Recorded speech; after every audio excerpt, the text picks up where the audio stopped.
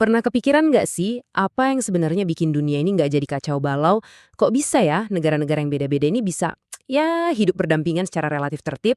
Jawabannya itu ada di sebuah sistem yang mungkin nggak kelihatan, tapi ngatur semuanya. Dari paket yang kita pesan dari luar negeri, sampai perjanjian damai antar negara. Namanya hukum internasional.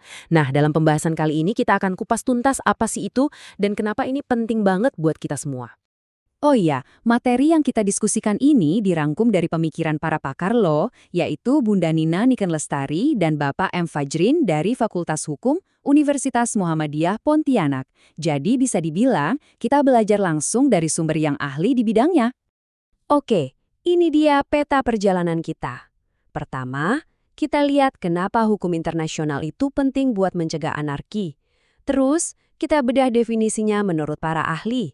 Setelah itu, kita kenalan sama siapa aja sih aktor utamanya di panggung internasional, dan kita bahas soal konsep kedaulatan.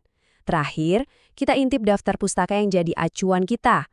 Yuk, langsung aja kita mulai. Kita masuk ke bagian pertama, mencegah anarki global. Pertanyaannya simpel aja sebetulnya, tapi fundamental. Tanpa aturan main bersama, bakal jadi apa sih dunia kita ini? Coba deh kita bayangin sejenak. Sebuah dunia di mana setiap negara itu kayak raja absolut. Nggak ada aturan, nggak ada kesepakatan. Yang ada cuma kepentingan masing-masing, yang paling kuat yang menang. Apa yang bakal terjadi? Nah, itulah pertanyaan besar yang coba dijawab oleh hukum internasional. Jawabannya itu ternyata bukan soal baik atau buruk semata. Ini lebih ke soal logika. Hukum internasional itu ibarat arsitektur koordinasi. Anggap aja kayak aturan lalu lintas global. Setiap negara setuju buat berhenti di lampu merah, bukan karena itu perbuatan mulia, tapi karena mereka tahu semua bakal lebih aman dan cepat sampai tujuan kalau aturannya diikutin. Semuanya kembali kebutuhan akan stabilitas dan keuntungan bersama. Oke, jadi kita udah paham kenapa hukum internasional itu penting. Tapi sebenarnya apa sih itu? Nah, sekarang mari kita bedah konsepnya dengan melihat definisi dari para ahlinya. Intinya begini, hukum internasional itu adalah seperangkat aturan main untuk para pemain di panggung global. Siapa aja pemainnya? Ya entitas yang punya status hukum internasional. Contoh paling gampangnya negara. Aturan-aturan inilah yang memastikan interaksi lintas batas negara bisa berjalan dengan tertib. Kita lihat dari perspektif Indonesia dulu ya. Pakar hukum kebanggaan kita, Profesor Mohtar Kusumaatmadja, ngasih definisi yang praktis banget. Kata beliau, hukum internasional itu ya tentang semua masalah yang melintasi batas negara. Simpel kan? Jadi, kalau ada suatu masalah yang nggak bisa diselesaikan cuma pakai hukum satu negara aja, nah, disitulah hukum internasional mulai berperan.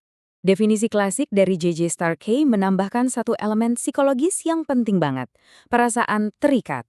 Maksudnya, negara-negara itu patuh sama aturan ini karena mereka merasa wajib buat melakukannya. Kerennya lagi, Starkey ini visioner banget.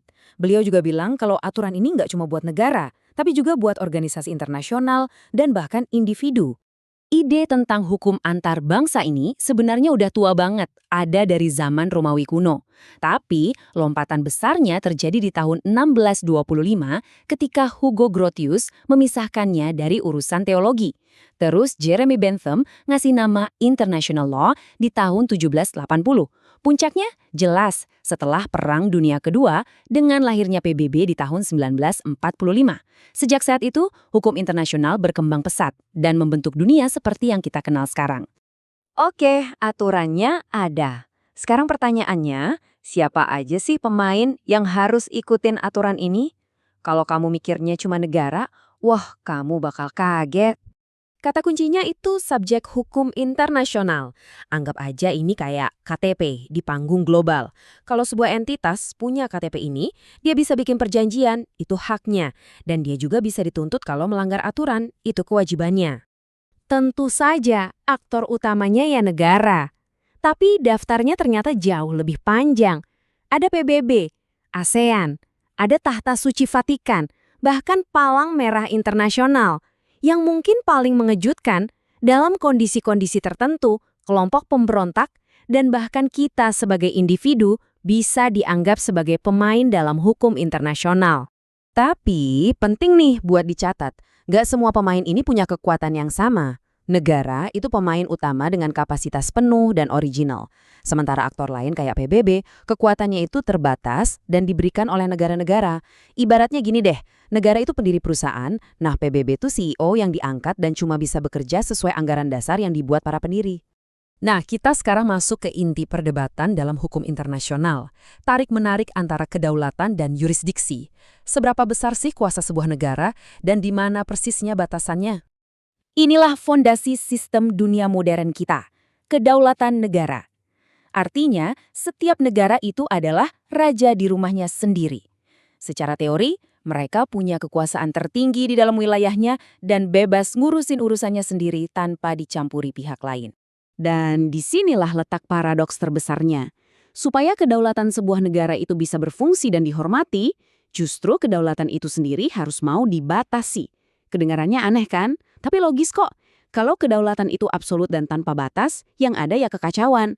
Jadi setiap negara itu sebetulnya secara sukarela menyerahkan sedikit kedaulatannya demi mendapatkan sesuatu yang lebih besar, ketertiban dan stabilitas global. Lalu gimana cara kedaulatan itu bekerja di lapangan? Jawabannya adalah yurisdiksi. Kalau kedaulatan itu adalah ide tentang kekuasaan, yurisdiksi adalah aksi nyata dari kekuasaan itu. Kemampuan sebuah negara untuk membuat dan menegakkan hukum di wilayahnya. Tapi yurisdiksi ini pun ada batasnya. Ada prinsip dasar yang bunyinya pare in parem non habet imperium. Artinya gampang kok, yang sederajat nggak bisa saling memerintah. Jadi, pengadilan Indonesia nggak bisa menyeret negara Amerika Serikat ke pengadilan. Begitu juga sebaliknya. Nah, prinsip kesetaraan inilah yang kemudian melahirkan konsep seperti kekebalan diplomatik.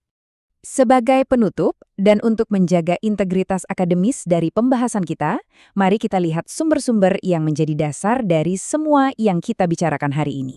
Pembahasan kita ini disarikan dari karya-karya fundamental para pakar hukum internasional, ya dari sarjana internasional ternama sampai tokoh-tokoh hukum dari Indonesia sendiri.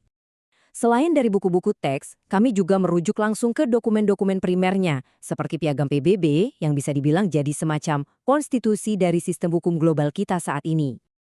Jadi, inilah pertanyaan besar buat kita semua. Di dunia yang makin terhubung, di mana pandemi, krisis iklim, atau krisis ekonomi nggak kenal batas negara, gimana ya kita menyeimbangkan antara kedaulatan nasional dengan kebutuhan akan aturan global? Di mana garis batasnya akan ditarik di masa depan? Ini bukan lagi sekedar pertanyaan akademis, tapi tantangan nyata bagi generasi kita. Terima kasih telah menyimak.